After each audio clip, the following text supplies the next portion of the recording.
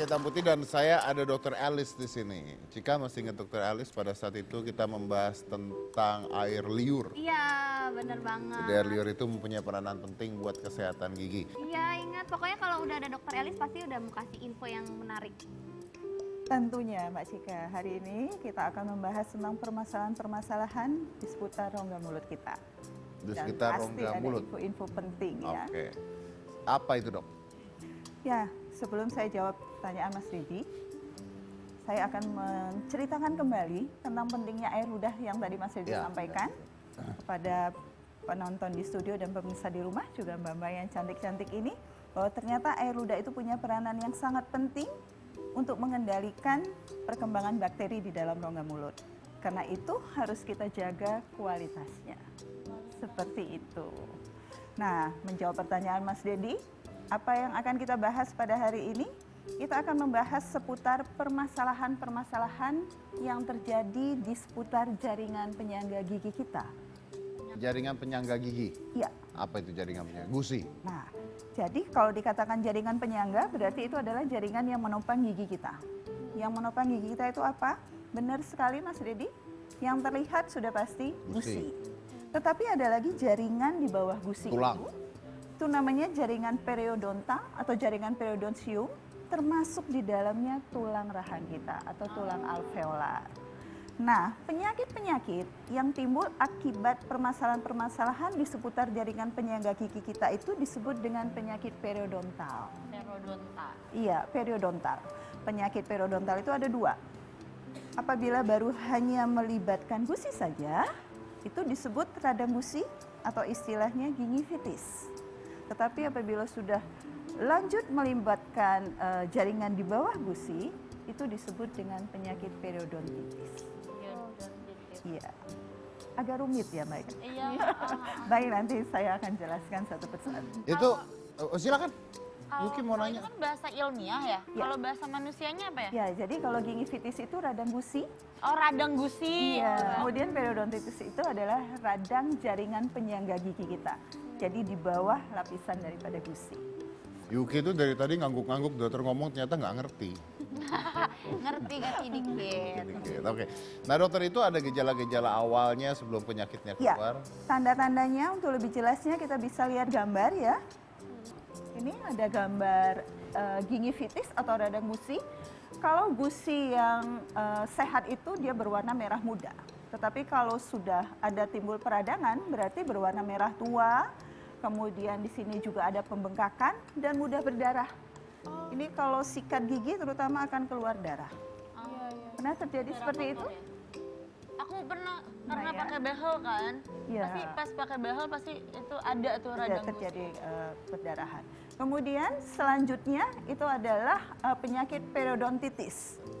Nah, penyakit periodontitis ini adalah lanjutan dari penyakit gingivitis tadi. Kalau saya katakan gingivitis itu baru mengenai ke gusi. Ya. Tetapi kalau periodontitis sudah seperti ini. Gusinya sudah turun, gambar yang bawah ya.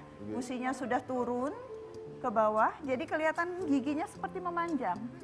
Padahal sebenarnya bukan giginya yang memanjang, Tapi gusinya menurun. yang Berarti turun. penyangga giginya sudah habis. Sudah menurun. Sudah Dan menurun. pada kondisi seperti ini, tanda-tandanya adalah mulai terjadi ngilu dan mulai terjadi goyang. Seperti itu. Ya, karena nggak ada penyangganya ya. Iya, Karena benar. tidak ada penyangganya. Oke. Lalu dari sana larinya kemana nanti?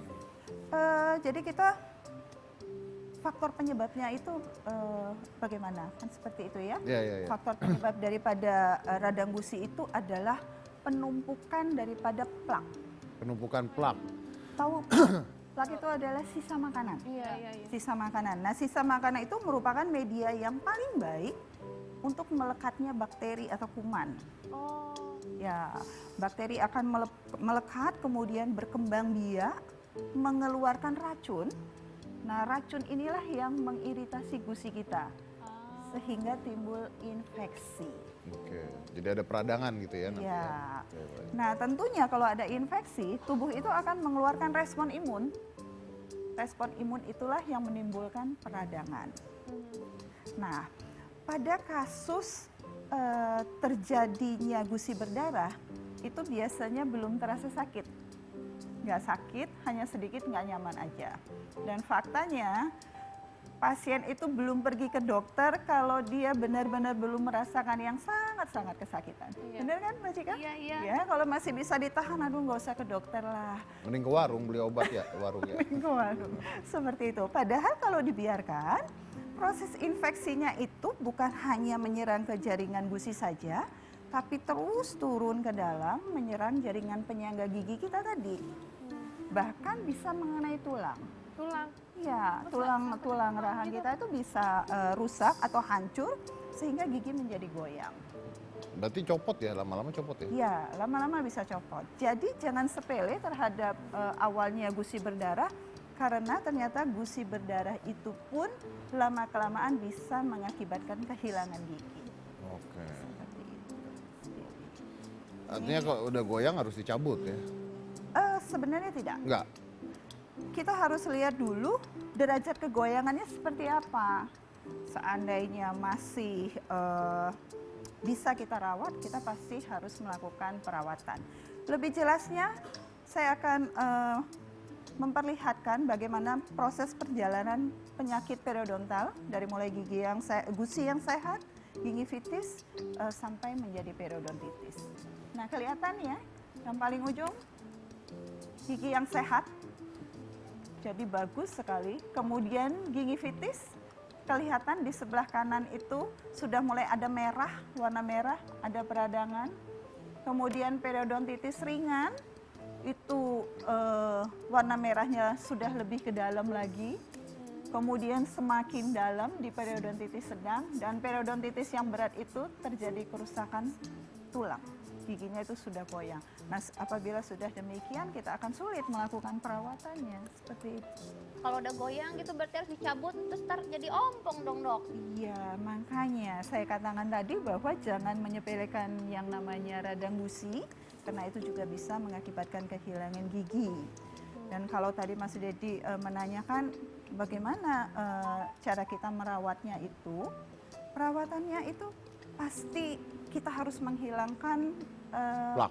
proses infeksinya. Proses infeksinya. Berarti kita menghilangkan karang giginya, plaknya dengan cara scaling. Seperti itu. Tetapi kalau sudah sampai ke jaringan yang lebih atau penyakit yang lebih parah lagi, itu kita harus melakukan alat bantu ronsen foto untuk melihat derajat keparahan penyakitnya. Baru kita bisa memperlihatkan metode perawatannya seperti apa. Setelah kita lakukan semuanya, baru kita maintain dengan menjaga keseimbangan perkembangbiakan bakteri di dalam rongga mulut kita. Dok, tapi kan kalau misalnya kita udah konsul nih ke dokter, katanya kalau misalnya gigi kita normal, tapi kita kan takut kayak kejadian kayak yang tadi dokter bilang gitu.